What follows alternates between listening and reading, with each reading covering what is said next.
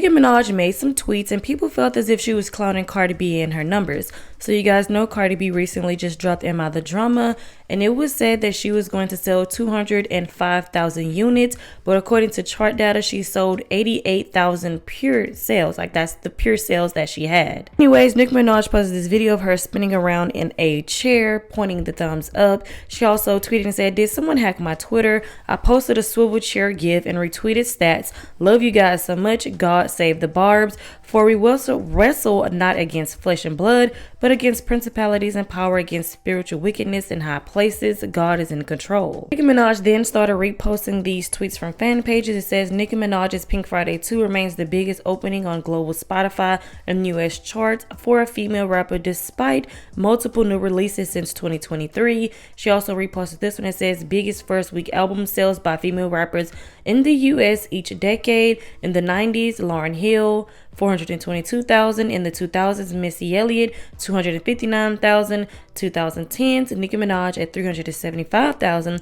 In the 2020s, or should I say the 20s, Nicki Minaj, 228,000 units." Well, I would like to know you guys' thoughts and opinions on this. Do you guys feel like Nicki Minaj was clowning Cardi B numbers?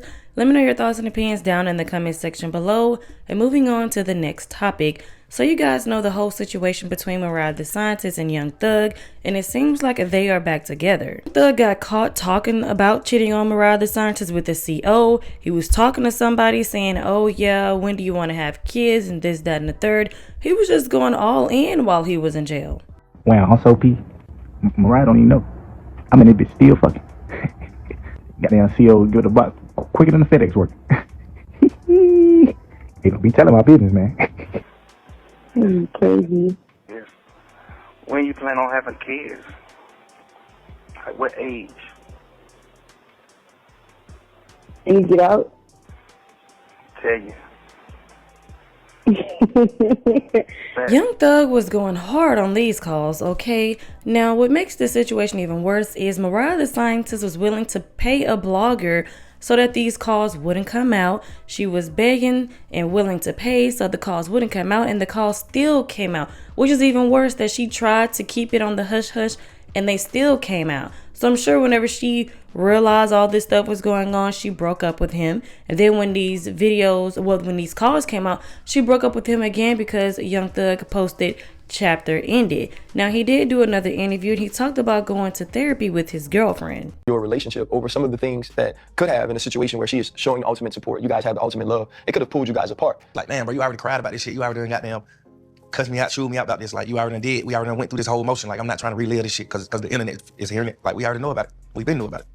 You chose to stay with me, so it's just like, we rocking. You know what I'm saying? But I had to just sit down and listen to her point of view, and she just was like, it's a different when me and you know, and we moving. Like, nigga, I'm a motherfucking phenomenon too. Like, you gotta understand, I knew about it, but like, nigga, it's a different type of embarrassment to see like a nigga that you riding with or you just holding down through this dark ass moment, just be on the phone with another bitch, no matter what it's about. Like, Mariah was right. In one of the most darkest times in his life, she was right there by his side, supporting him. And while she was doing that, he was behind her back, hee-hee-ha-ha, cheating on her.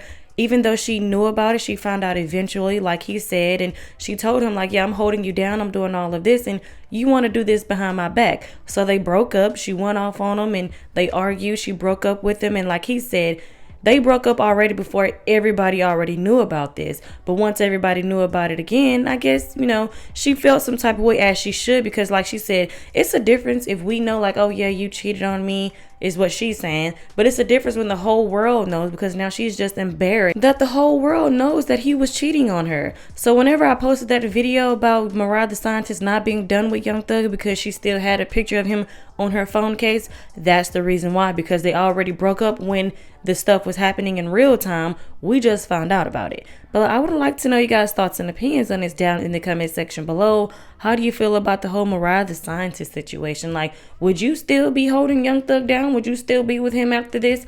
I would like to know your thoughts and opinions down in the comment section below. Make sure you guys like, share, subscribe, hit the notification bell, and I will talk to you guys in the next video. Nicki Minaj truly is Mrs. Petty. People accused her of throwing shade at Cardi B's first week numbers after she took to X with a couple of interesting tweets. As the numbers were coming out, Nicki Minaj also posted a gif of her in a swivel chair doing the thumbs up, and she also posted a tweet about how nobody can interfere with God's plan. News started spreading that Cardi B moved 88K units in the the first week of Am I the Drama, Nicki Minaj posted an interesting tweet saying the first song on the new album is called The Straw That Broke the Camel's Back. I'll unlock number 2 next week. Surprises for lots and lots of people. They have no clue. Oh, Barbs, you're awesome. What are you guys wearing for the release week? It's 6 months away. 3/27/26. So that doesn't seem very juicy, but things got extremely interesting when Nicki Minaj found out that yesterday was National Sons Day. Then went on to drop a 16 saying, got sun on Sons Day and it's Sunday. Birth the ninja. Who won it with the sensei? Retire someday.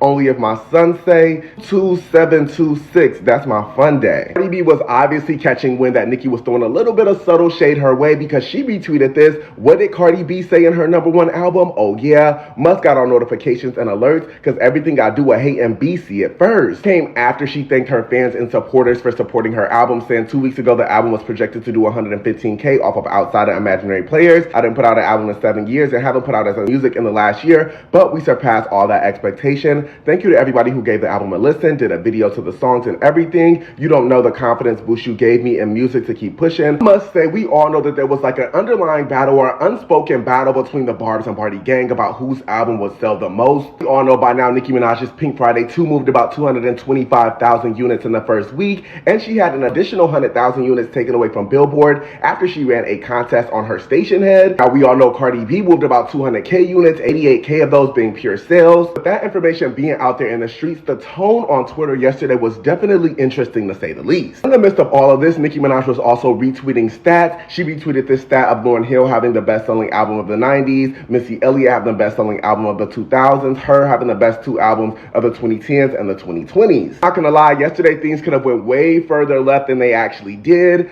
I'm curious as to how you guys feel regarding this, and I want to know if y'all feel like anybody is being petty. Let me know down in the comments, y'all. Peace. Despite several failed attempts, Pink Friday 2 by Nicki Minaj remains the highest selling female rap album of this decade. First week sales are in, and Cardi B failed to top Pink Friday 2 by only selling 200,000 units, 88,000 pure sales. And you can just tell Nicki's last name really is petty because she's over here posting her stats on her story. Pink Friday 2 remains the biggest first week for a female rap album this decade and the largest vinyl sales week for a female rap album since 1991. Unfortunately, Cardi, despite using your court as promo, being pregnant by that man, begging on the streets, begging on the subway, selling the album at $4, giving away $5 discount coupons, meet and greets across America, beefing with JT, 75 plus album variants, Am I the Drama by Cardi did not outsell Pink Friday 2. And she was so confident about these first week sales, saying they'll cry the loudest next week. We are doing so amazing and I'm so proud of y'all. Keep going, Barty Gang. It was the bookmark them tweets for me, because what are we bookmarking now? You tried to rage bait Nicki so many times. The Jay-Z Imaginary Players sample, taking major inspo from Pink Friday 2 vinyl variants. Nicki also tells the Barbs that she loves us and that all she can say is 3/27/26, her new album date. And for those confused as to why she said casino, even her tweets have double entendres, because guess who invested millions into a failed casino bid? Oh, Miss Jay-Z. But it's also shots at Cardi because she's Spanish, so casino basically translates to almost. No, you almost tried it. You almost thought you got me. But no, we persevere yet again. Oh, Pink Friday 2, you will always be famous, and I am seeded for NM6 on March 27th, 2026. Barbs, how we feeling?